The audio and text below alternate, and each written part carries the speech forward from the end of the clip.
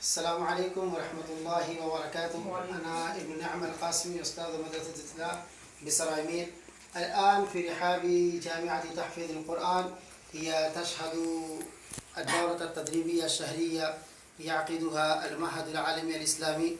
والآن أنا مع أخينا الفاضل سفيان، ونتكلم معه حول هذه الدورة التدريبية الشهرية، فهو يظهر عما في ضميره من الانطباعات.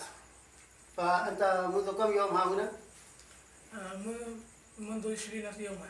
منذ 20 يوم، ما شاء الله. مكثت هنا 20 يوم وتعلمت في الحصص الدراسية. نعم. ونعم، واستمعت إلى المحاضرات التي ألقيت بين الطلاب. نعم. فما رأيك حول هذه الدورة التدريبية؟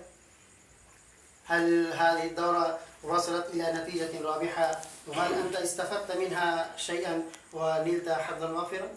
نعم، استفدت من هذه الدورة استفادة كثيرة، ونلت حظا وافرا من هذه الدورة، واستفدت من المحاضرات التي ألقيت أمام الطلاب في حصص المحاضرات، واستفدت من حصص الدروس، من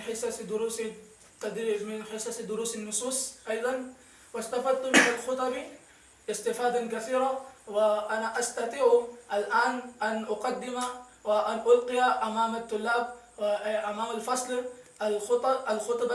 خطبة قصيرة، أي خطبة وجيزة بالعربية. قبل الالتحاق بهذه الدورة هل أنت تستطيع أن تتكلم بالعربية؟ لا، قبل الالتحاق.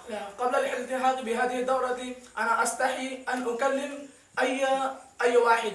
يعني مع كل واحد أنت تستطيع أن تتكلم وتتحدث بالعربية. نعم. وبعد الالتحاق بهذه الدورة ما شاء الله رفع مستواك التعليمي، والآن أنت استطعت وتمكنت من التكلم بالعربية. نعم. يعني وأنا أتكلم بغير استحياء وبغير خطر وخوف. ما شاء الله. ولا أستحي ولا أنظر إلى هنا ولا أنظر إلى يمينا وشمالا. نعم. يعني لا تلتفت استحياء ولا خوفا. نعم. نعم. فماذا تقول عن هذه الدورة لأصدقائك الذين لم يلتحقوا بهذه الدورة؟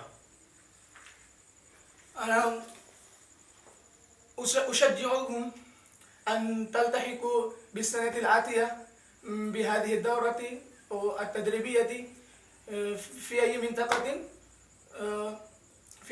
منطقة تنعقد هذه الدورة، أن تلتحقوا بهذه الدورة. يعني هذه الدورة لا تعقد في مكان واحد.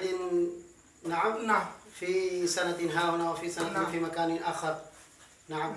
فهذا أخونا سفيان الذي دورة التدريبية الشهرية، كذا أنتم سمعتم. فهذا هو رأيي. ما شاء الله هذه الدورة التدريبية الشهرية تفيد الطلاب، وهم ينالون من هذه الدورة حظا وافرا، وهم يتمكنون بعد الالتحاق بهذه الدورة أن يتحدثوا ويتكلموا وأن يلقوا الخطب بين أيدي الناس بالعربية بعدما كانوا يستحيون أن يتكلموا بالعربية. فجزاكم الله خير الجزاء.